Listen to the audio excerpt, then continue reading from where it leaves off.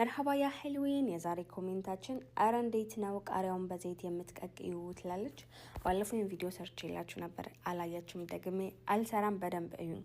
በመጀመሪያ ቃሪያውን ጫፉን እንቆርጥና ከነ ሙሉ እንጠብሳለን። ትንሽ ዘይት ሳታበዙ ጠበስ ጠበስ ታረጉታላችሁ። ከዛ ደግሞ ነጭ ሽንኩርትና ዝንጅብል ልክ እንደዚህ እሱንም ጠበስ ጠበስ ታረጉታላችሁ። ከዛ ቀይ ሽንኩርት እሱንም ጠበስ እናደርጋለን። ባይዘዌ ፊት ላይ በጣም ነው የሚፈናጠረው፣ በጣም ተጠንቀቁ። እዚህ ጋር 2 ወይም 3 ቲማቲም ይሆናል። እሱንም ሰንጠቅ ሰንጠቅ አድርጌ ያደረኩበት። ከቲማቲሙ ስታደርጉ ጨው አድርጉበት፣ ቶሎ ሙሙት እንዲል ማለት ነው። እኔ እዚህ ጋር የተጠቀምኳቸው ቅመም ድንብላል፣ መከለሻ፣ ቆንዶ በርበሬ፣ ማጂ፣ ሳልሳ 2 ማንኪያ ወይም 3 ማንኪያ የሚሆን ሳልሳ፣ ማጂ፣ ጨው አድርጌያለሁ። ከዛ በኋላ በደንብ አድርጋችሁ ታደበላልቁታላችሁ። ከዛን ቅድም የጠበስነውን አብረን እናደርገዋለን። መጨረሻ ላይ 1 ሎሚ የተላጠ ቆዳው የተላጠ ግማሹ ደግሞ ያልተላጠ ሎሚ እናደርግበታለን። እንዳትረሱ ግዴታ ሎሚ መደረግ አለበት።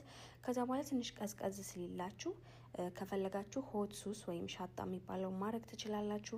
ከዛ በመፍጫ ትፈጩታላችሁ ማለት ነው። እንደተለመደው ያ ጋይስ እኔን ማንኛውም ሰው ፎሎ ሰብስክራይብ ቢያደርገኝ ማየት የሚፈልገውን የምግብ አይነት ኮሜንት ላይ ይጻፍልኝ፣ ልሰራለት ዝግጁ ነኝ። መጨረሻ ላይ ከፈጫችሁ በኋላ በብረት ድስቱን አጥባችሁት የወይራ ዘይት ታደርጉና የድንብላል ቅጠልና ናዕና ትንሽ ቸስ እስከሚል ብቻ መቃጠል የለበትም። ከዛ የፈጫችሁት ላይ ከላይ ታደርጉበታላችሁ። ለብዙ ጊዜ ፍሪጅ ውስጥ ይቀመጣል። በጣም ነው የሚያቃጥለው፣ በጣም ነው የሚጥመው።